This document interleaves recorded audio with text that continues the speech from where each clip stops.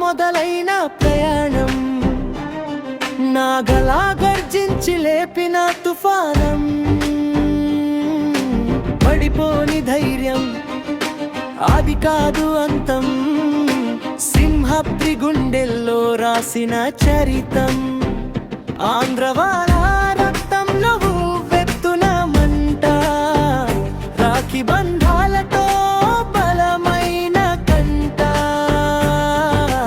యమ దొంగ దాటి వచ్చిన విధి ఆట, కాలానికే నేర్పిన ధైర్య పాఠమట. చెంపర్లో నిప్పు